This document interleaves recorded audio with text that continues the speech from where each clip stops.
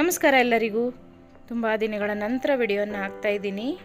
ದಯವಿಟ್ಟು ಎಲ್ಲರಲ್ಲೂ ಕ್ಷಮೆಯನ್ನು ಕೇಳ್ತಾ ಇವತ್ತು ಒಂದು ಹೊಸ ವಿಡಿಯೋದೊಂದಿಗೆ ಬಂದಿದ್ದೇನೆ. ರಬ್ಬರ್ ಬ್ಯಾಂಡನ್ನು ಮಾಡೋದು ಹೇಳ್ಕೊಡ್ತಾ ಇದ್ದೀನಿ. ಮೊದಲಿಗೆ ಒಂದು ರಬ್ಬರ್ ಬ್ಯಾಂಡನ್ನು ತಗೊಂಡು ಹಾಗೆ ಹುಲ್ಲನ್ನು ಹಾಗೆ ಬಿಳಿ ಮಣಿಯನ್ನು ತಗೊಂಡಿದ್ದೀನಿ.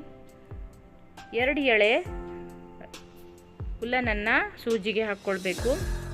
ಹಾಕ್ಕೊಂಡಾದ ನಂತರ ಅದರಲ್ಲಿ ಮಣಿಯನ್ನು ಸುರ್ಕೊಂಡು ಹೀಗೆ ರಬ್ಬರ್ ಬ್ಯಾಂಡಿಗೆ ಒಂದು ತುದಿಯಲ್ಲಿ ಗಂಟು ಹಾಕ್ಕೊಂಡು ಉಳಿದ ತುದಿಯಲ್ಲಿ ಸೂಜಿಗೆ ಮಣಿಯನ್ನು ಸೇರಿಸ್ಕೊಳ್ಳಿ. ನಿಮಗೆ ಬೇಕಾದ ಕಲರಿನ ಮಣಿಯನ್ನು ಹಾಕ್ಕೊಳ್ಬೋದು. ಇಲ್ಲಿ ಹುಲ್ಲನ್ನು ಅಷ್ಟೇ ಡ್ರೆಸ್ ಕಲರಿನ ಹುಲ್ಲನ್ನು ಹಾಕ್ಕೊಳ್ಬೋದು.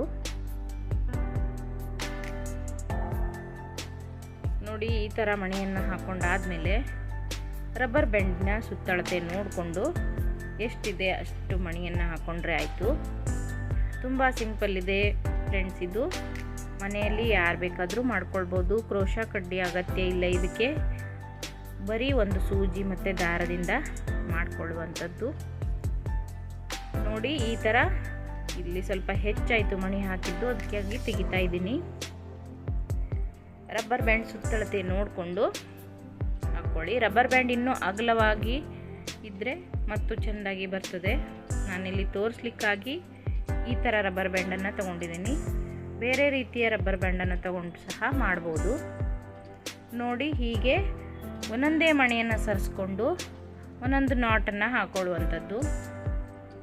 ನೋಡಿ, ಹೀಗೆ ದಾರದ ಮಧ್ಯದಲ್ಲಿ ಸೂಜಿಯನ್ನು ತಗೊಂಡು ರಬ್ಬರ್ ಬ್ಯಾಂಡ್ ಕಾಣದೇ ಇರೋ ರೀತಿ ಹೀಗೆ ಹಾಕ್ತಾ ಹೋದ್ರಾಯ್ತು. ತುಂಬಾ ಸಿಂಪಲ್ ಇದೆ. ಟ್ರೈ ಮಾಡಿ ನೀವೆಲ್ಲರೂ. ಹೇಗೆ ಬಂತಂತ ಕಮೆಂಟ್ ಮಾಡಿ ತಿಳಿಸಿ ನನಗೆ. ಹಾಗೆ ವಿಡಿಯೋವನ್ನು ಯಾರು ನೋಡ್ತಾ ಇದ್ದೀರೋ ಲೈಕ್ ಮಾಡಿ, ಶೇರ್ ಮಾಡಿ, ಸಬ್ಸ್ಕ್ರೈಬ್ ಮಾಡಿ ನನ್ನ ಚಾನಲನ್ನು. ನೋಡಿ, ಈ ಥರ ಒಂದೊಂದೇ ಮಣಿಯನ್ನು ಹಾಕ್ಕೊಂಡು ಒಂದೊಂದು ನಾಟನ್ನು ಹಾಕ್ಕೊಳ್ತಾ ಬರುವಂಥದ್ದು.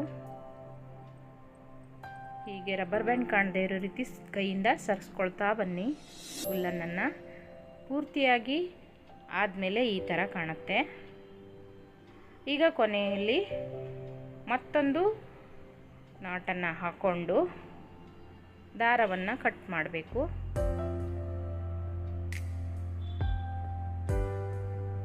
ದಾರ ಕಟ್ ಮಾಡಿ ಆದಮೇಲೆ ಗಟ್ಟಿಯಾಗಿ ಒಂದು 2-3 ಗಂಟನ್ನು ಹಾಕ್ಕೊಂಡು ನೋಡಿ, ಈಗ ಉಳಿದ ದಾರನ ಕಟ್ ಮಾಡ್ತಾ ಇದ್ದೀನಿ.